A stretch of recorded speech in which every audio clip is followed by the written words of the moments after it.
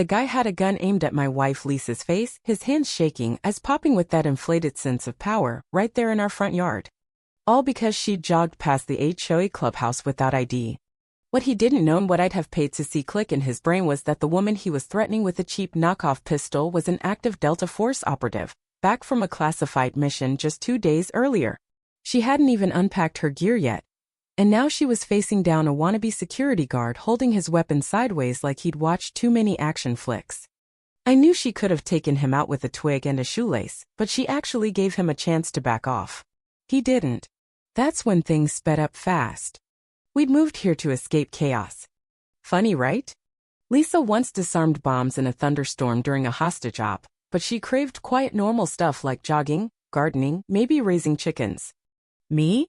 A cybersecurity geek who lives indoors, I just wanted a basement with fast internet.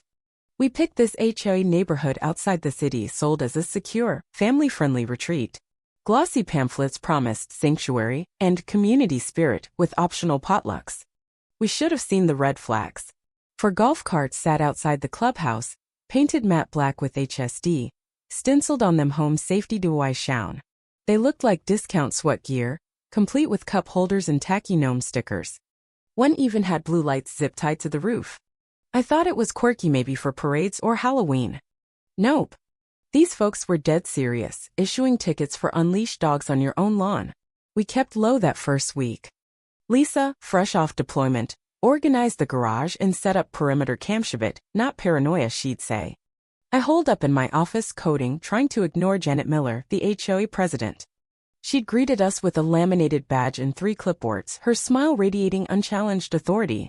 She handed us a rulebook: no outdoor laundry, grass under 2.75 inches, and my favorite residents must not appear intimidating during recreation. When I asked what that meant, she smirked, "You'll know it when you see it."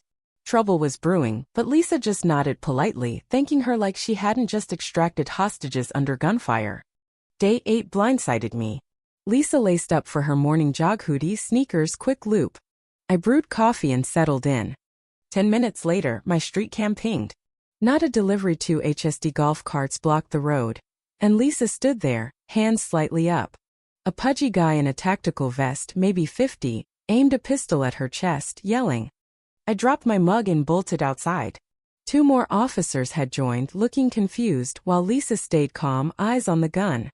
I edged closer to shout, but her hand twitched just enough to signal she was ready. He was ranting about ID, calling her suspicious for running in a restricted zone. Who jogs with a badge? Lisa's voice stayed steady. Are you law enforcement? We're HOA police higher than city cops here, he barked. A smirk flickered on her lips. She warned him, lower your weapon, sir, for your safety. He didn't. In a flash, his gun hit the dirt, and he was face down, arm locked in a hold so clean it belonged in a manual. She whispered something, his eyes bulged like he'd seen a ghost. Real cops arrived fast. The HOA goons cried assault, but one officer glanced at Lisa's ID, nodded, and said, "Ma'am, you're clear." They left. Janet's face when she rolled up, finding her, Captain Humbled, was pure gold. That sparked the war. She didn't back off, she doubled down, clueless she was tangling with someone who'd liberated VY lodges from enemy hands. An emergency HOA meeting hit at 7 p.m. Neighbors lined up lawn chairs like it was a blockbuster premiere, popcorn in hand. Janet, self-styled neighborhood queen, paced the clubhouse in a pin-covered vest and a Bluetooth headset fit for air traffic control. I wore my wife's other ride is a Blackhawk shirt and brought a notebook to rattle them. Lisa stayed home, sipping tea, watching a kid's GoPro live stream. Janet opened dramatically, a violent assault on our peacekeeper. She gestured to Captain Thompson, arm in a sling, looking miserable. I raised my hand.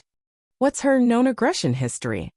She's never yelled at anyone unless the rooster's been scrapping. Laughter rippled. Janet snapped, "No sarcasm, Mr.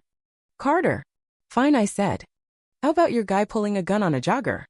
She claimed Lisa was casing homes, wearing a fitted and listening to true crime. That suggests intent. Janet pounced.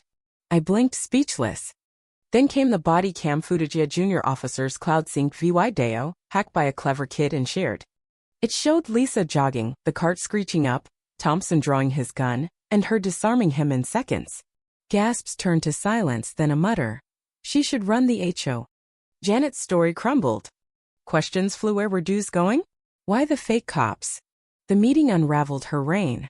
That night, walking home, I felt the shift. Neighbors waved freely. Lisa grinned when I got back. Your famosa gif of me disarming him's got 2,000 shares. She won't quit, I said. Nope, Lisa replied. She'll escalate. 3 days later, certified mail arrived.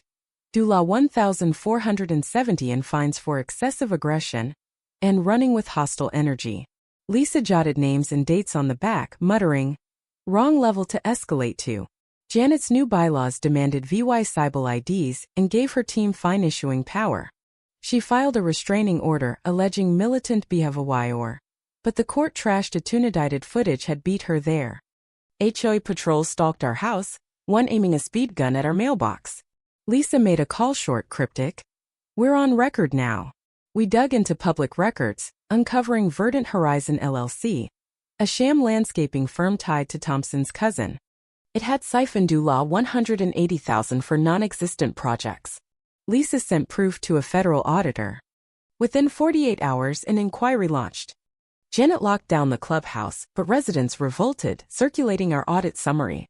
She live-streamed a rant calling herself Madam President, claiming Lisa was a domestic threat. Then an encrypted message hit Lisa's phone, need to verify status. Her old commander called, offering backup. She declined. A federal cease and desist order landed on Janet's porch via courier.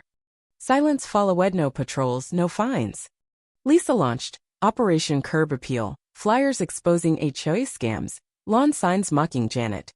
A public hearing dismantled her. Further, Lisa's calm testimony and military creds left Janet flailing. One day, Thompson chased Lisa in a golf cart over audit copies. It flipped into bushes. She dropped him a granola bar and walked off. The HOA dissolved, Janet vanished, and peace returned. Then a black SUV arrived. Lisa got a sealed envelope, packed light, and left at dawn. Her note. Janet was the warm-up. This is the mission. I smiled as she drove off. Our new HOA president, Tom, a chill ex-mailman, set one rule: don't be a jerk.